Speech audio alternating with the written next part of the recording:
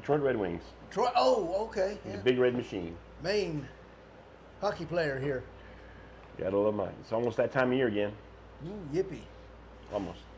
Almost. We got to fight through Cowboy season first, and hockey starts. So Then we'll be hockey good. starts. Yeah. Which one you like best? Oh, okay. Red Wings. I'm with you. I'm with you. Been a few years, you know. Yeah, yeah.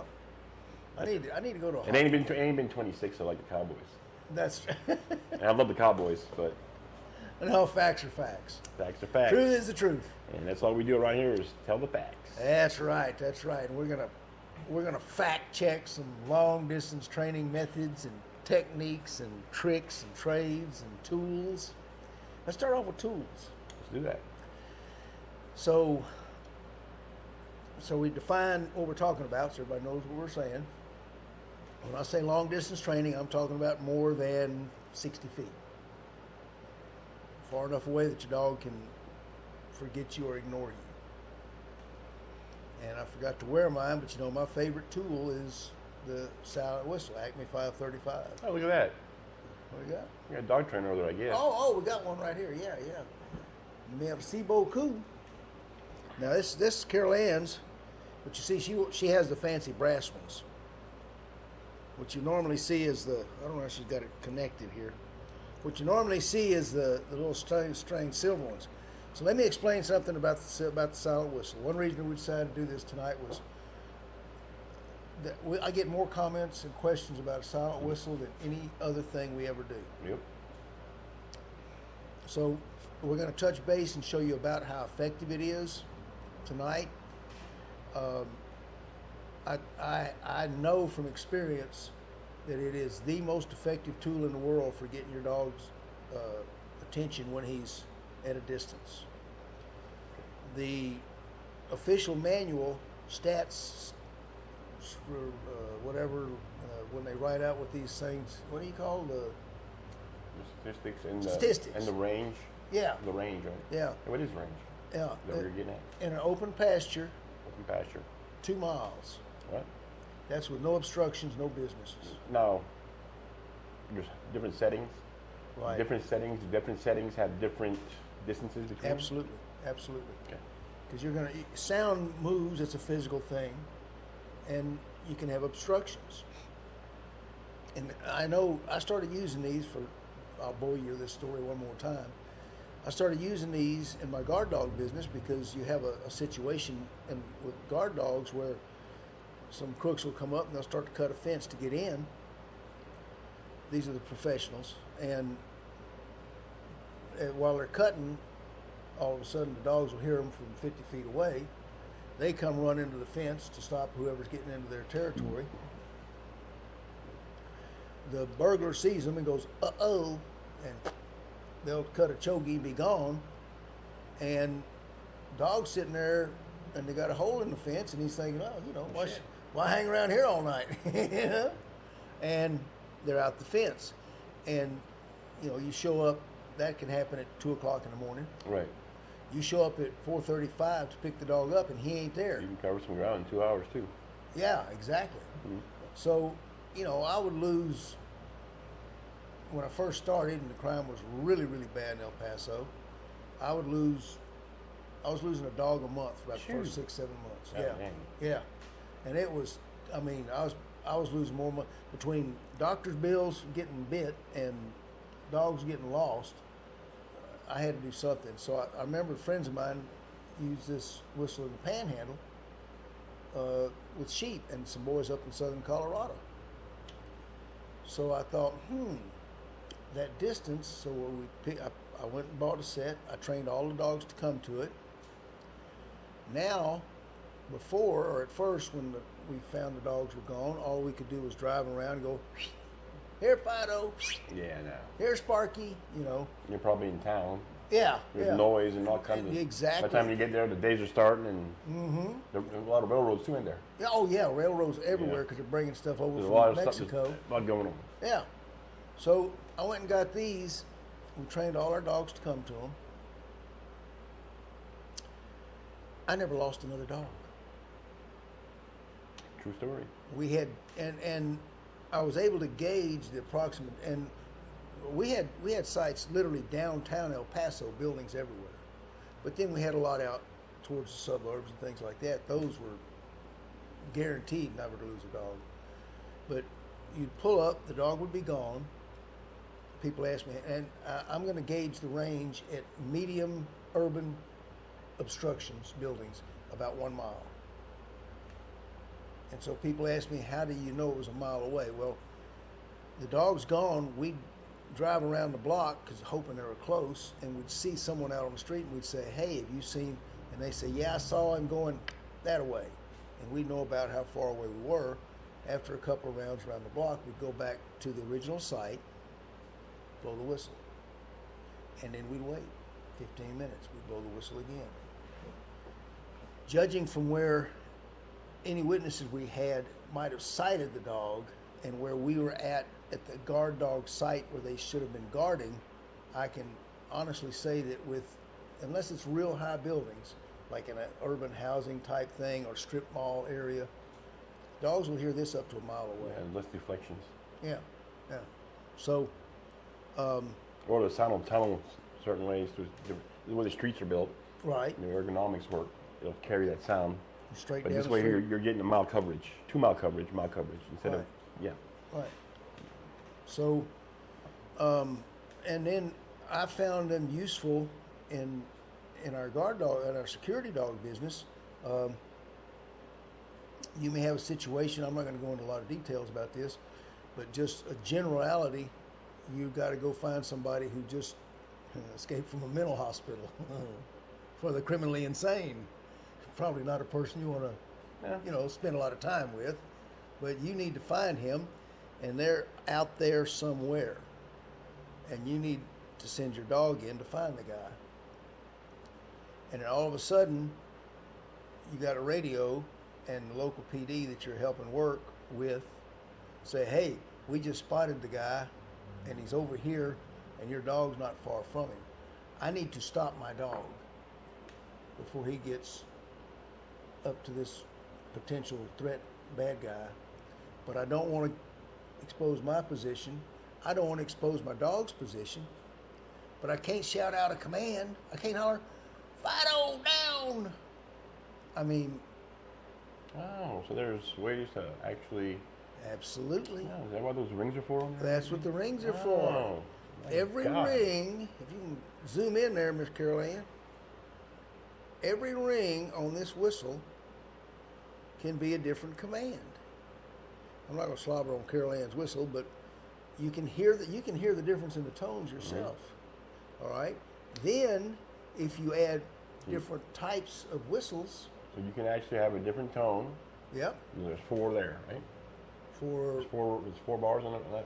oh no, we got 2, 4, 6. Okay, so We got 8 bars. So you got 8. You can actually have 8 there. Plus, you're saying you can add different whistle, long, short, long, long, short, and that will Yep, also yep. on different tones. On different tones. So you have a multiple. You could have, a whole vocabulary yeah, on a whistle. on a whistle. You don't even have to talk to the dog.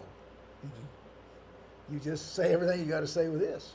So the potentials, the possibilities are amazing. Now, I've been wanting to demonstrate to people how effective it is on recall. The other big plus to this whistle is, and we're going to go into other forms like electric collars if I don't get too windy on this, and we're going to go over several tricks for distance training, but I'm going to show you exactly what I mean by how effective these whistles can be. We set up a little test this morning with Bart. All of my dogs are trained to this whistle. So we're going to set this up. We'll show you the yard. We'll show you the distances. And then we'll discuss it on the other side. Yeah, hit the lights. Turn out the lights. Yep. You can always get a chance to check out the movie The Doberman Gang. Yeah, check. I've been all talking about that whistles. before. Yeah. Yep. Oh, that's right. That's right. It's all whistle. Each dog is specific attached to a whistle. Yep. And the top cow dog trainers down in Australia and New Zealand. That's right, They use that's nothing right. but whistles. Might saving his voice, he is. Yeah, and I'll tell you why the whistles are even more effective than your voice. And when we come back from this side of it. So our technician is setting up the run. All right. All right, so we're getting started. I'm going to give you a little tour of the layout so you can understand exactly what Bart and this whistle did. Ready, Carol Ann?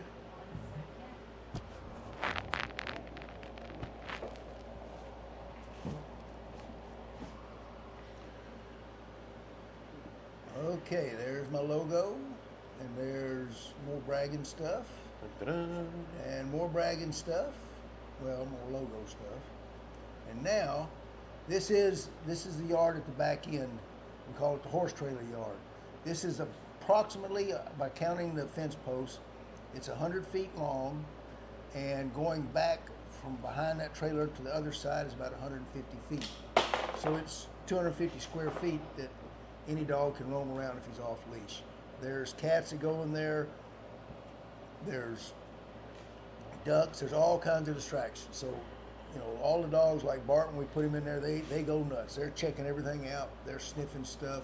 A lot of different stuff in there. A lot of different smells. Right. A lot of different things in there. Right. It's more open than the other fences. It's more proximate to more other animals. Exactly. Yeah. So there's a lot going on. A lot of distractions. You can see the buildings, those little storage sheds, and then the house, and then the trees. And if you look way down at the end, I'll show you in just a minute. You'll see where Bart's going to be in that yard we were just looking at. And you could there you have obstruction, physical obstructions for the sound. He'll be somewhere in there. I'll have no idea where he is because I'm going to be way down there at the end of that driveway. Pause right Zooming in, you see that traffic cone, that orange and white cone? That's where I'm going to be standing. So you're going to see exactly where Bart is. You'll see him come out, hopefully, if he comes. And you'll see me. You can mark my spot by that orange cone. That's why I put it there. Okay. So Pause it. I counted off, measured the distance, counting fence posts. They're all on 10-foot centers. From that yard where you saw the trailer, if you're standing at the gate. Now, if you're back on the other side, it's obviously a lot further. Yeah. But at the gate, from the gate to that orange traffic cone you see to my right, that marks the place that I showed you, it's 260 feet. Let's put it in perspective that your average male can understand. That's 72 yards. Hut, hut. 7 first downs. Yes, right. Okay, 7 first downs to get to hear that command and get there, which is more than any field goal has ever been kicked, I think. I'm not going to answer that right now. So we'll go into that later. Yep. But at this point, we're going to see if Bart can get us 3 points, and you're going to see when I'll raise my hand when I blow the whistle, Caroline, and Wait, you want me to start? no. I'll not say yet, no. play when we're ready. Okay. So do you want to go into everything first or after about everything? We're going to do it afterwards when they Okay. see what we got. I'm sorry about that. Yeah, that's all right. That's all right. But what I'm going to do is when I blow the whistle, I'm going to raise my other hand and make a signal. The reason for that is the human, Carrie, Sergeant Butters, Agent Butters, is going to be standing down at that yard. You got a promotion? She's going to, she's going to she's going to open the gate if Bart even pays attention, right? But the human can't hear the whistle from 70 yards away. So, and this will also help you understand exactly when I'm blowing. So I'll make a hand motion. When I do that, you'll know I'm blowing the whistle, and we'll see how Bart responds, sniffing around, chasing cats, whatever he's doing down there in that yard. I'll see if he comes out or not. Yeah, let's see if he comes out. Play.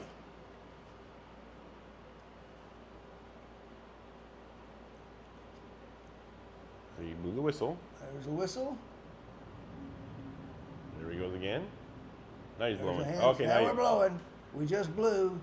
And we got the camera pointed down that way. And guess who's coming to see me? There's Black Bart. My best buddy. So, what do you think, Scott? Oh, we're going to turn the lights on. Yeah, I think so. I can't see.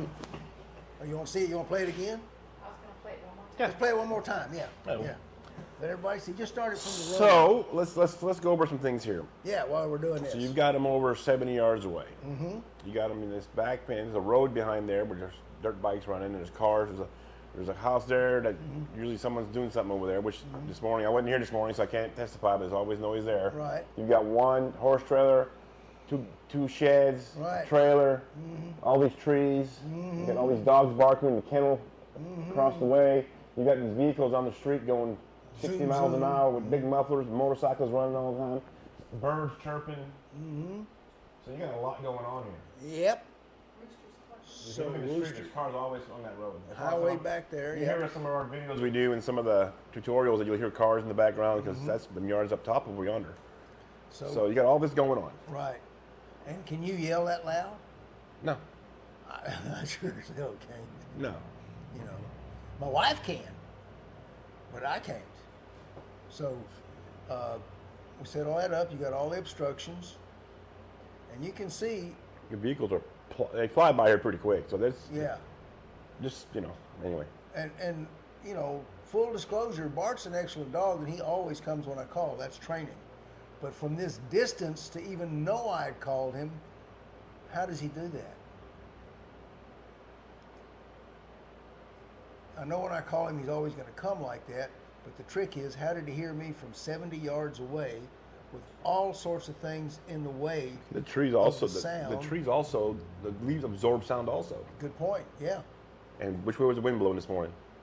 I think it was coming. It was coming out of the south. So you Southeast. It wasn't carrying. So no. So So, lot of little things. I mean, I'm not trying to defend anything. It's just there's a lot of factors there. Yeah. All compiled into one. It's a big deal. Yeah. I mean, if your dog ever gets out, now we've had this happen in real life, where a lady's dogs got out, went down she didn't know they were out for an hour and a half. Found out the weather circumstance, it blowed her fence down.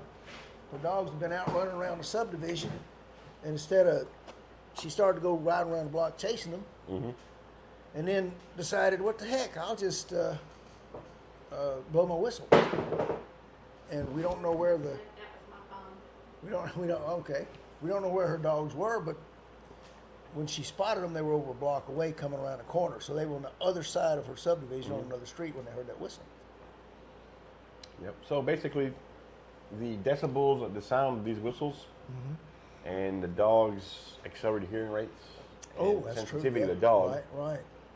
coincides. Now, a lot of these whistles, you can hear the whistle Yeah. on what pitch it is. Because it's not exactly like that. No. It actually has a sound to it. You can catch. What they catch, what we catch is totally different. Right. So, And what you said about, remember, their hearing is 10 times what our hearing is, just for volume, just for noise.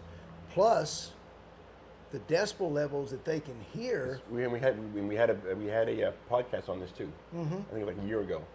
It's ridiculous Yeah. what they can hear. Way noises, decibel ranges and sounds that you and I don't even know exist.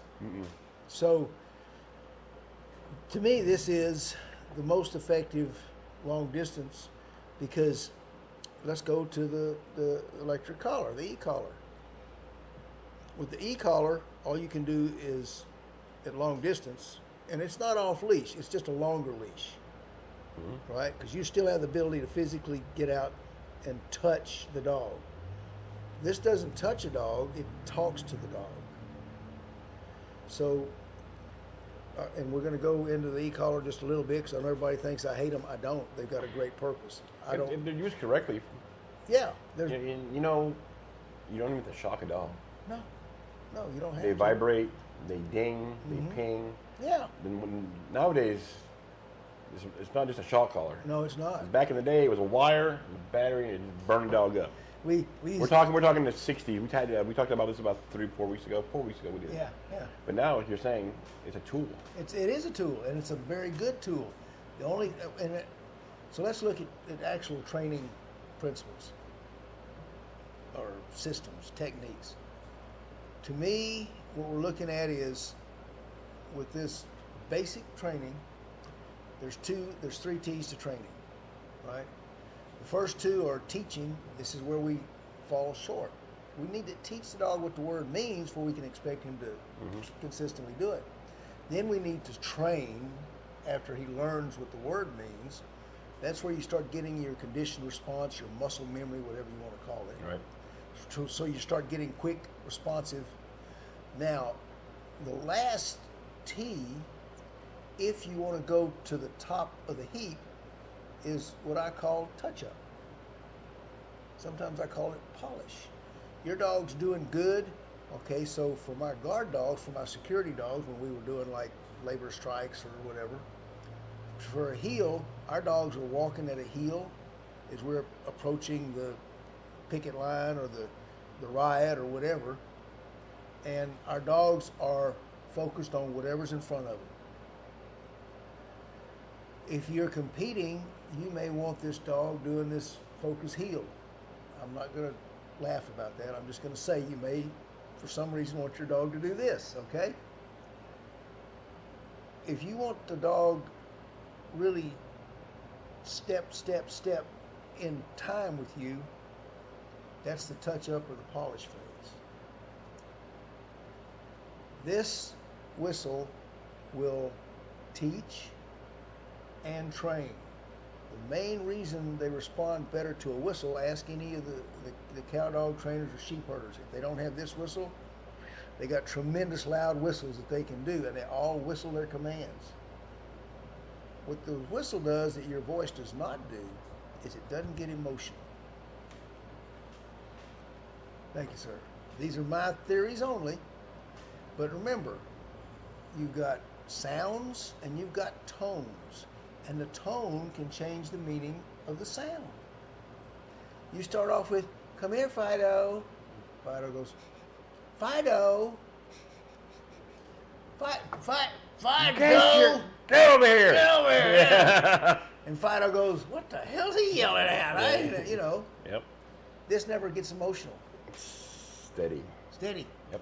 Clear cut, never a doubt in the dog's mind. So there's your first big plus. No emotion. Plus, they can just hear it so much further and so much clearer. And it doesn't vary. You can say, "Come on, whoa, whoa, whoa, whoa, whoa." This is clear. That's it. Okay? So, what this is not so for teaching and training, this is your ideal tool.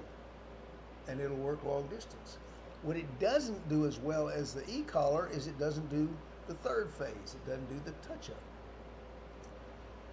E-collars were invented for long distance correction of bird dogs. And they have no equal. Whenever I have customers that come out, and I got a lot of them, they got horses and they got a dog like a corgi, and a corgi goes out there and chases their horses. A dog chasing a horse is almost always a death sentence for the dog. Cows just kind of kick at something. Horses kick something. There's a difference. You get them running and get them stirred up. And I have actually, this happened to me, one of my earliest lessons. Remember, lessons hard learned, the longest remembered. My good collie shepherd mix, I told a friend, "I'll get your little stud horse out of the pasture," and I sent her out to bring the horse back. And he was running, and she went around to head him, and he reached down with his mouth and grabbed her by the back and threw her 20 feet in the air. A horse will take a dog out every time. So we don't put a dog in a position where it chases a horse. That's where I love electric collars. They're the best correction tool in the world for long distance. But what about the craze in this country of using an e-collar for training, especially for long distance training? Well, if you had that collar, if I had that collar on Bart today, and he'd wandered into that yard and I didn't know it, and he couldn't hear my voice to call him back, but he's wearing his e-collar, what could I do with that e-collar? Buzz it. I could buzz him, and he doesn't know why I'm buzzing him. And those obstructions, So he just knows I'm getting dinged, which, by the way, I've also done that to a dog. Hate to admit it, but I have. So the e-collar doesn't work for training and for everyday obedience like this whistle does, because you can't talk with an e-collar. All you can do is say no. But if you're going to go into competition, what you can't do with a silent whistle is you can't touch up or polish. The way the collar, when Tritronics invented them, their little pamphlet they got told you to let the dog wear it for a week or two, do all your commands, teach the dog the commands you want him to know, make sure he's good at them, and then you put the collar on him to correct him for disobedience at a distance. That was the way it was originally invented for. Now, there's a few people, the one that comes to mind, and I don't know the gentleman, but I've seen some of his demos and videos, not demos in person, but videos of his stuff. And I met several of his disciples when I was in Europe, in Germany, named Bart Balone. He's amazing. But Mr. Balone follows that original Tritronics, I think, system. He trains his dogs, and he does a great job of training, and then he polishes. He takes his collar, and a dog gets heeling and swings a little wide when he stops. He bumps him, and they go, huh? So the e-collar is an excellent touch-up polish tool. Mm-hmm. But for long-distance training, you can talk to them. I got two things. Okay.